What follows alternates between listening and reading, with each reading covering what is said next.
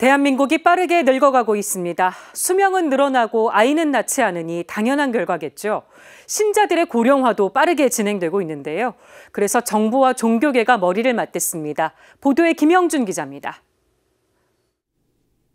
지난해 우리나라의 합계 출산율은 0.81명. OECD 국가 가운데 합계 출산율이 1명 미만인 국가는 우리나라가 유일합니다. 이에 따라 우리나라는 인구가 자연 감소하고 있는 것은 물론 고령화도 가속화되고 있습니다. 특히 종교 인구의 고령화 속도는 더 빠릅니다. 성당이나 교회, 법당할 것 없이 아이들을 찾아보기가 어려워진 실정입니다.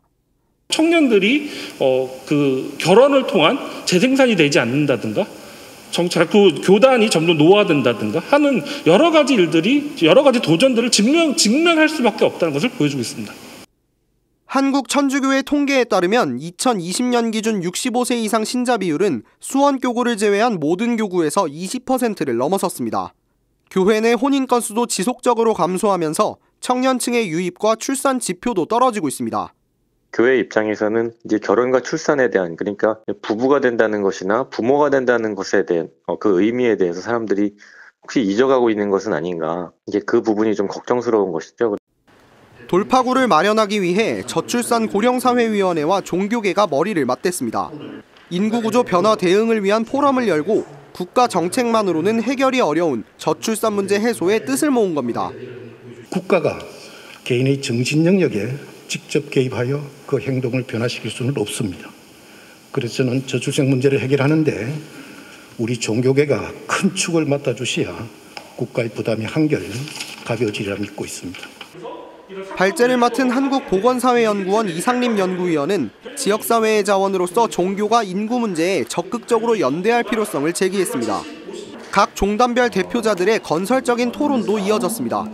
저출산 극복을 위한 대국민 캠페인과 한부모 가정 지원 강화, 여성의 경력 단절 예방 등이 해법으로 제시됐습니다.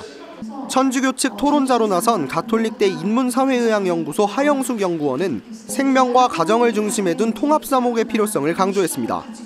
생애 주기별 가정사목과 청소년, 노인사목의 통합사목을 하면서 이제 저희가 교회 내에서 세신과 어떤 새로운 사고방식을 통해서 인구 위기에 대해서 저희가 생명과 가정을 좀 더 소중히 여기는 새로운 사고방식, 책임의식을 가지는 것입니다. 올해 합계 출산율은 0.7명대까지 떨어질 것이라는 비관적인 전망까지 나오고 있는 현실.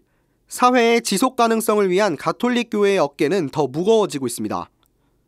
양육에 대한 어떤 도움을 실질적으로 주는 것도 이 사회에서 이제 가톨릭 교회가 할 수 있는 중요한 하나의 기여가 아닐까라는 생각이 들고요. 부모됨이라든가 아니면 혼인이라든가 이런 거에 대한 의미를 우리가 좀 잘 이렇게 전달하고 사람들에게 가르쳐 줄 수 있는 그런 교육 활동도 꾸준히 해야 된다라는.